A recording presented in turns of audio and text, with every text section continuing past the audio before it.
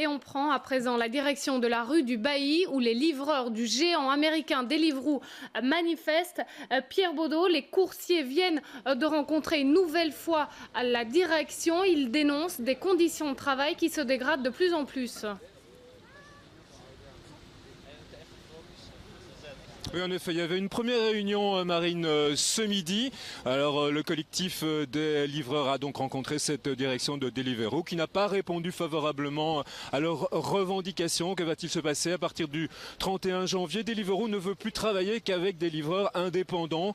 Donc, terminé pour les livreurs de passer par la coopérative Smart qui leur permettait de bénéficier d'un régime de salariés et des avantages qui allaient évidemment de pair. Donc, d'autres propositions ont été mises sur la table. Nous avons un représentant permanent de la CNE à nos côtés. Alors, Monsieur Willems, qu'en est-il ce soir? Est-ce que la direction de Deliveroo campe sur ses positions?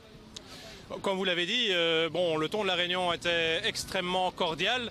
Mais concrètement, dans les faits, la direction campe, oui, sur ses positions. Elle veut que d'ici la fin du mois, tous ceux qui veulent continuer à travailler pour Deliveroo passent sous statut indépendant.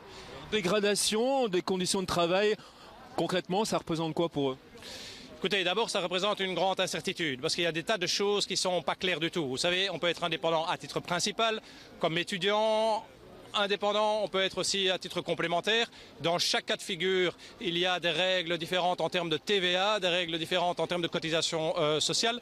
Donc ne serait-ce qu'avoir déjà une explication de quelles démarches doivent être accomplies par le livreur, une explication d'une sorte de business plan, de décompte, de comptabilité, pour pouvoir prouver aux gens que oui, ils s'y retrouveront. Même ça, la direction, à ce stade, malgré que la question a été posée mi-décembre, n'a pas pu le donner.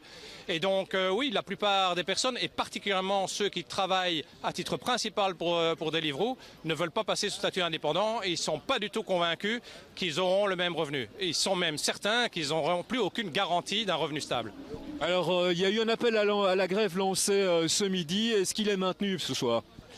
Mais écoutez, l'objectif ce soir, c'est d'abord de donner à l'ensemble des coursiers le résultat des discussions avec la direction. Et après, ils jugeront eux-mêmes de ce qu'ils veulent faire. Le thème de l'invitation, c'est de dire, si on a obtenu gain de cause ou si du moins il y a une ouverture pour des discussions sérieuses, on fera la fête. Si ce n'est pas le cas, on manifestera le... Ce n'est pas le cas.